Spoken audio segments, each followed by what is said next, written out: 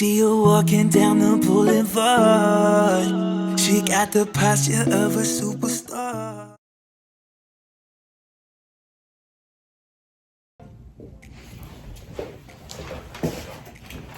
Hi, hello, and welcome back. Tonight we're here with my friend Hussein, who is the owner of Lack of Worries, and here he is. Come join us. Hello. Hi, how are you doing? I'm great. How are you? I'm well too. Thank you for coming, and thank you for being a part of my episodes. Yeah, no, my pleasure, my pleasure. Okay, so you and me recently met at Hxouse event. So tell me something about yourself. Well, I'm a 3D fashion designer. I like to dabble in like converging technologies mostly, like seeing like where AI can potentially be used in my discipline, seeing like how it's used in others' disciplines, and then like applying it to my discipline. So like that's a little bit about me, I guess. So your discipline would be fashion? Yeah, exactly. Yeah, Okay. Fashion design, product development. All right, so you're wearing your Yeah, this is a pants. prototype actually Yeah. for like some pants that I'm going to be releasing soon. Cool. Yeah, the campaign just started, so Okay, yeah. waiting for that. What's your style? How would you describe it? Your personal style? I guess like I would describe it as like bold, but like sort of like fitting to like whatever I'm going to be doing that day. Like I like to wear something that's going to be useful for me that day. Like if it's cold, I'm going to something wear that cozy. you were feeling comfortable in, and will get you through your work. Yeah, exactly. But I'm not afraid to like wear like anything really, like like try something new or like something that I created recently, like even if it's not like trending, I'll just just try it, see what people think. Yeah, that's great. I'm like that as well. I really wear whatever I feel like wearing that day. Sometimes, my mom's like, "What's that?" But I'm just like, I'm feeling that. So you have to listen to your own gut, and I think that's the best thing about fashion. Yeah. There's no mistakes. Yeah, exactly. Yes. What made you be interested in fashion? Like, how did you get interested in it? Honestly, like I was like actually in like more like science field before, like I was in the biomed engineering, but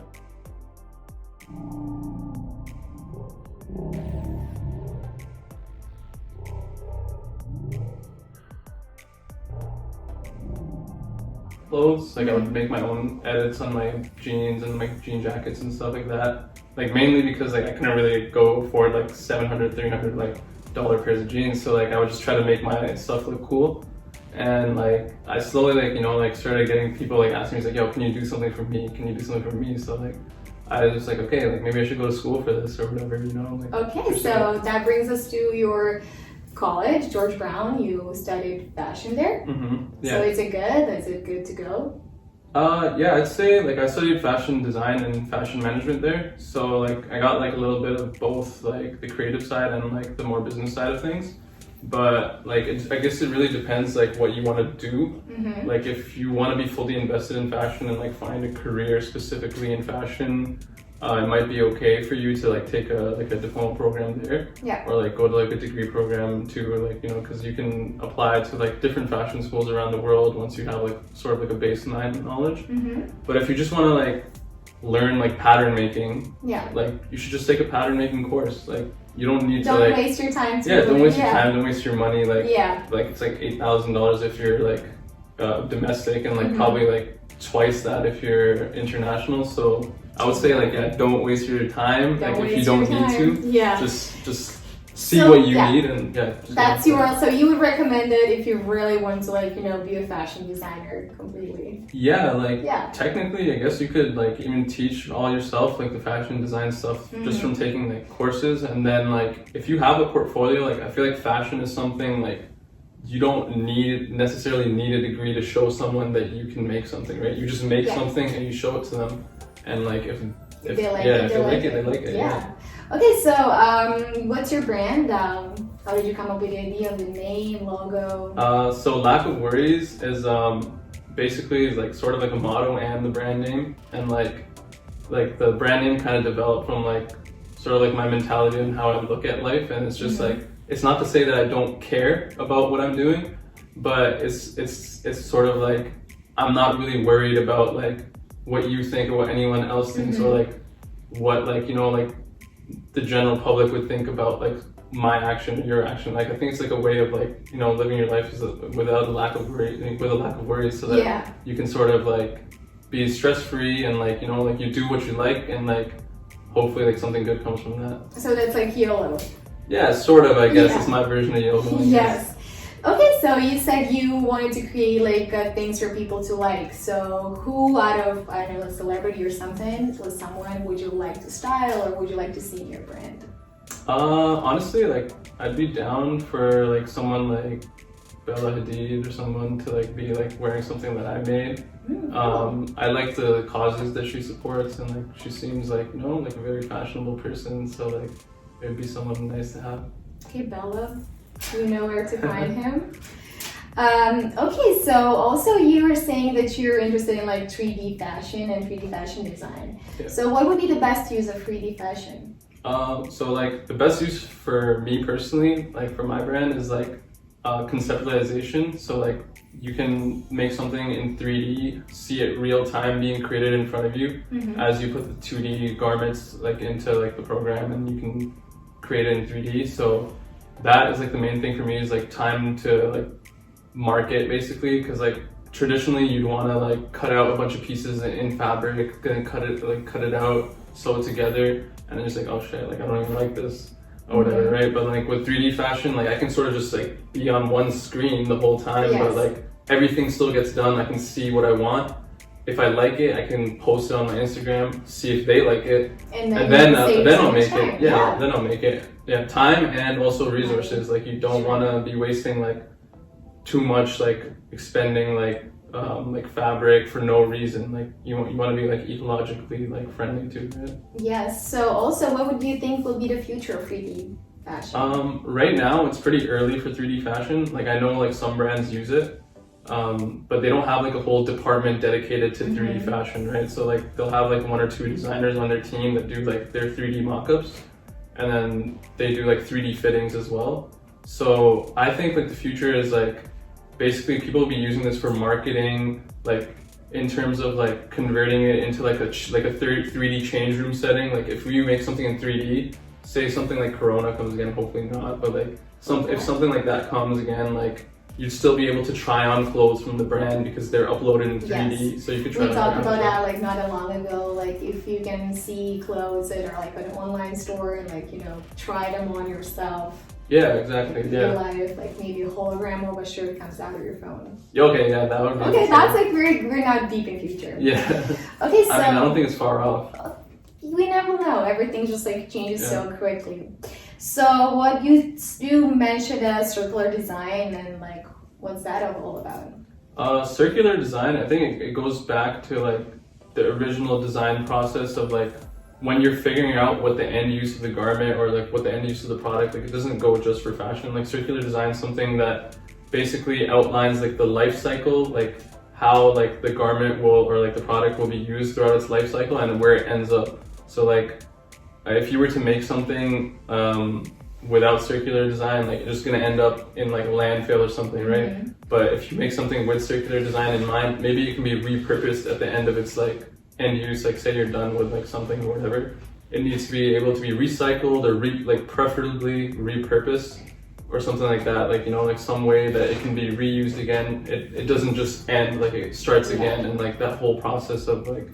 So also like thrift stores becoming more popular, so not that much clothes go to waste, like everything's coming back in style. Yeah, stuff like that is definitely like, you know, like more towards like the circularity of design. Yes.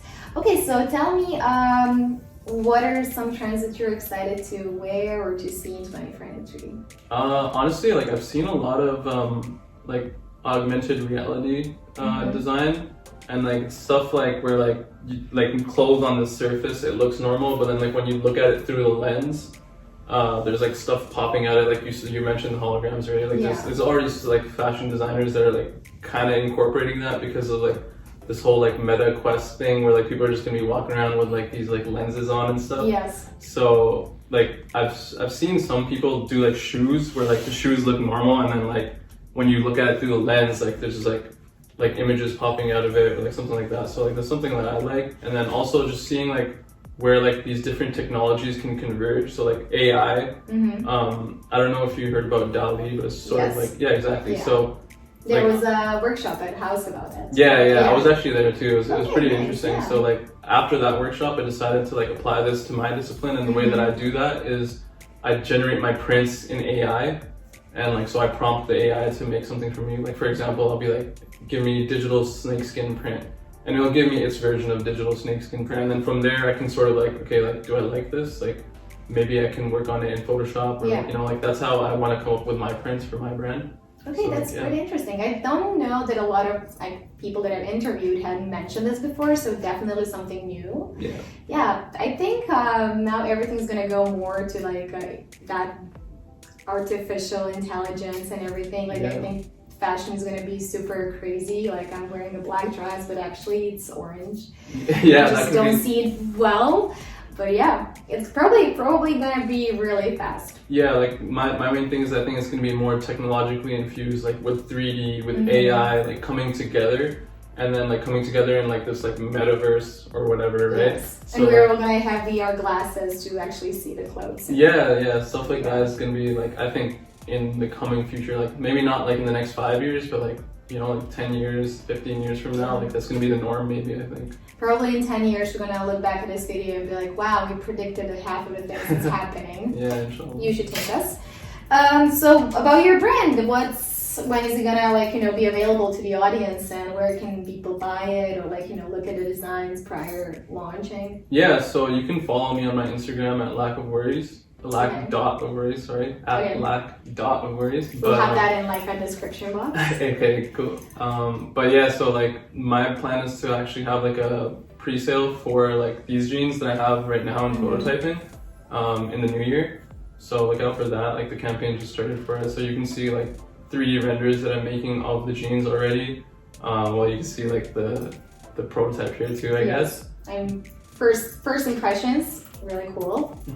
Yeah, I tried to go for like sort of like the chrome hearts denim for this one, where like it's a leather logo on the jean. But like me personally, like I don't like wearing crosses, so like I made like a new version of that. So yeah, okay, it's representing your style. You're not copying anything. You're just like, you know, using their idea. And it's a sort of like, you know, developing your own. Yeah. Okay, tell me one brand, actually not brand, but trend that you would never wear, and one that you're excited to wear. Okay, one trend that I would never wear Would it maybe be crosses? I guess like that's just sort of like more for like my faith. Like I don't like to wear crosses, but one trend, like honestly, I wear anything as long as like it looks fly, like, you know, like. But one trend, I guess, like I'm not a big fan of plaid. Like, okay. It's just like I don't know, it makes me look wide, I guess. Okay. As wide as I already am, so like that's just me personally. And then what was the second part of this question? Something you're excited to wear, you didn't maybe have a chance yet. Would it be like this one METAVERSE clothing? Oh yeah, I'd definitely be excited to wear something like that. Yeah. But more so like I like 3D printed stuff too. So like there's this designer, Iris Van Herpen. She has like some really cool like intricate designs. Like it's mostly for women, but like, you know, I'd be down, like she has like a bag or like, you know, like a glove or something. I'd be down to wear something like that. Well, I don't think that there's actually a man and like female fashion anymore. It's like a lot of unisex design. Yes. That's something like I focus on too, is like whatever I make, like I try to make it so like, okay, like a man or a woman or like whatever you define yourself as can walk in and be like, okay, I don't need to know if this is a men's or women's section. Like as long as it looks good, I'm buying it. True. Yeah. I think gender is like, you know, everyone can be whoever they want. Why would we like, you know, put a label on things? So, yeah, true. Yeah. It was a really interesting conversation. A lot of new things in fashion, a lot of new things coming up. Thank you for being my guest, and I hope I'll see you at the next workshop. Yeah, of course. Yeah, it was my pleasure. Nice to meet you. Thank you.